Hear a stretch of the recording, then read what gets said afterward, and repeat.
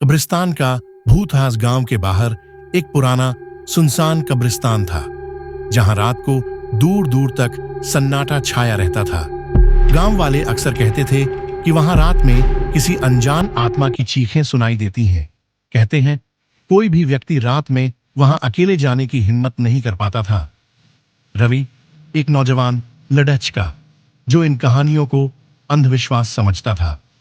उसने तय किया कि वो रात के 12 बजे कब्रिस्तान जाएगा और लोगों को साबित कर देगा कि वहां कुछ नहीं है। उसके दोस्तों ने उसे समझाने की कोशिश की, लेकिन वह जिद पर अड़ा रहा। अगली रात रवि हाथ में टॉर्च लेकर कब्रिस्तान पहुंच गया।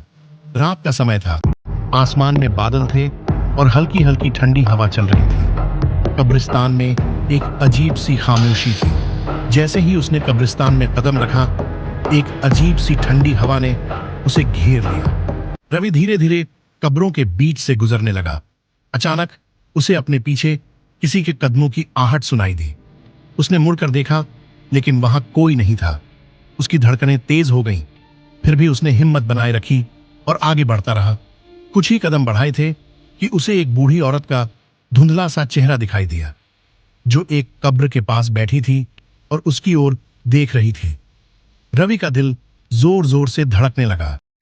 उसने घबराहट में टॉर्च उस पर डाली, लेकिन उस चेहरे का अक्स और भी भयानक लगने लगा। बूढ़ी औरत ने अचानक एक भयानक चीख मारी और धीरे धीरे उसकी आंखें लाल हो गईं। उसकी झुर्रियों भरे चेहरे पर डरावनी मुस्कान उभर आई। रवि घबराकर पीछे हटने लगा, लेकिन तभी उसने महसूस किया कि उसके पैर किसी चीज में फंस गए हैं। नीचे देखा तो जमीन से हड्डियों का हाथ उसकी टांग को जकड़े हुए था। रवि जोर से चिल्लाया और वहां से भागने की कोशिश की, लेकिन उसके आसपास की हवा भारी होती जा रही थी। ऐसा लग रहा था मानो कोई उसे अपनी ओर खींच रहा हो। रवि की आवाज अब सन्नाटे में दब गई।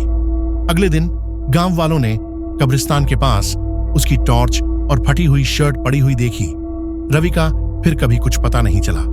कहते हैं अब हर रात कब्रिस्तान में एक नई चीख सुनाई देती है, मानो कोई वहां फंसी हुई आत्मा को बचाने के लिए पुकार रही हो। उस रात के बाद से कोई भी उस कब्रिस्तान के पास जाने की हिम्मत नहीं